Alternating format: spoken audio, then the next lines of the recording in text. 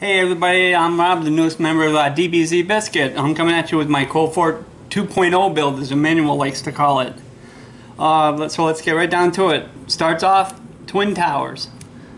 Twin Towers, self-explanatory. If you can't stop it with a warning, it's going to be in your face the rest of the game, unless you can beat over it.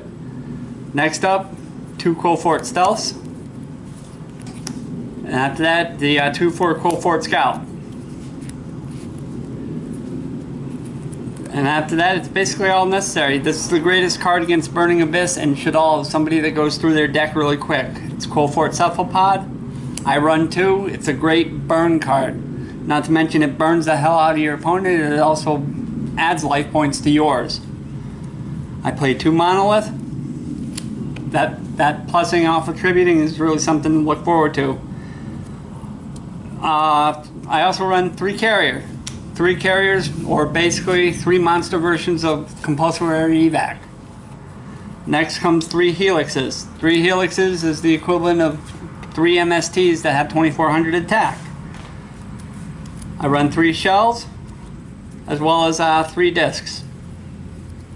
And that does it for the monster lineup. Spell and trap card lineup. The ever popular 1-4 Sacrifice. I run 2 Summoner's Arts just because of the fact that Scout went to 2, Monolith I only have 2. There's no real reason to run a 3rd Summoner's Art. The 3 of, I have to have 3 Wavering Eyes. Wavering Eyes is a card of the future, and in my opinion, I really do think it's going to be big in the mirror match and in the ignites. You know, popping 4 pendulums and getting another Wavering Eyes to hand, incredible. 2 MSTs, just to say basically with the helixes, I'm running 5 MSTs. You know.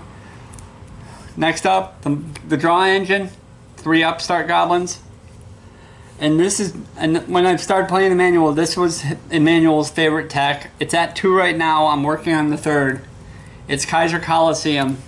Kaiser Coliseum to me really dictates the pace of your match.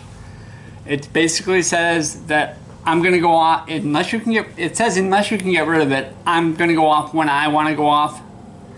And it's just an incredible card in this format with things that need more than 1 monster. Burning Abyss, Shaddolls, even to go as far as Necros. It's an incredible card in this format. The traps, I have a series of 1-4s with the compulsory evac, the skill drain, the solemn warnings, and the bottomless trap holes. Like I said, it's 1-4s. I mean, skill drain is great at 1 because you can just sit there and drop 28s and 24s all day long. My last trap card, I run 2 Deep Prisons, and the reason I run 2 Deep Prisons is mainly for the mirror match against Qliphorts, because you don't want to send stuff to the extra deck. You know, if it comes right down to it, I'd much rather just banish it out of play. All right, my side deck is going to be changing because of situations. Right now, I run Prohibitions. You know, if you can Prohibition a Dante during a Burning Abyss match, that's golden. Then you don't have to deal with the Dantes. I'm running 2 Soul Releases just for the fact that, you know, a lot of decks right now run on graveyard strength. And if I can start dumping somebody's graveyard, you know, nothing will make me happier. I run a single 3rd MST just in case I find it an extremely back row heavy deck. 3 Shadow Imprisoning Mirrors. Basically stops all the graveyard and on-field effects of Shaddolls, Burning Abyss, dark monsters that happen when they hit the grave. As well as Soul Drain. You can put that in that category too, just to stop all the graveyard effects that I want. I run 2 Light Imprisoning Mirrors. Right now, I'm probably going to run a 3rd, just because Satellar Knights refuses to go away.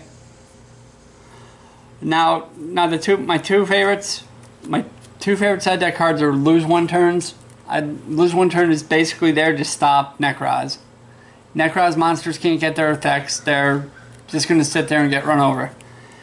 And the big one is the Imperial Iron Walls. I see a bright future for that card, especially with the Cosmos deck coming out and everything having to be banished and this, that, and the other thing. You know, Imperial Iron Wall says you can't banish, so your farm girl is going to sit there and get run over. And every other little thing about that. Extra deck, I know it's Qliphort's. I don't really go into it, but if you want to know, 1 Ragnar 0, 1 Big Eye, 1 Cowboy for game, because there's nothing better than burning your opponent for 800 to smack them in the face and say go home. 1 Maestro, take that big monster, flip him over, and then run him over. Steel Swarm Roach, attack in for Necroz. You know, because if they want to bring out their Brio or they want to bring out their Trish, you can say, okay, I'll detach.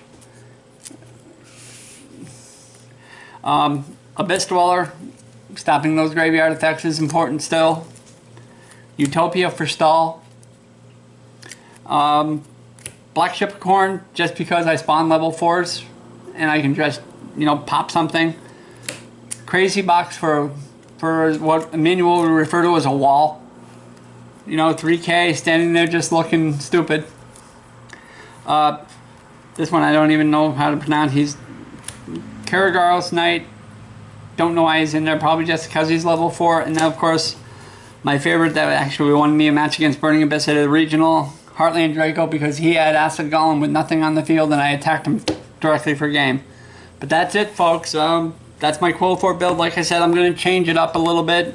You know, Emmanuel showed me Hieratics. I'm really missing my Master Restricts right now. So, you know, but like I said, hope you enjoy the video. Have a great day, and hope to see you at the tournament soon.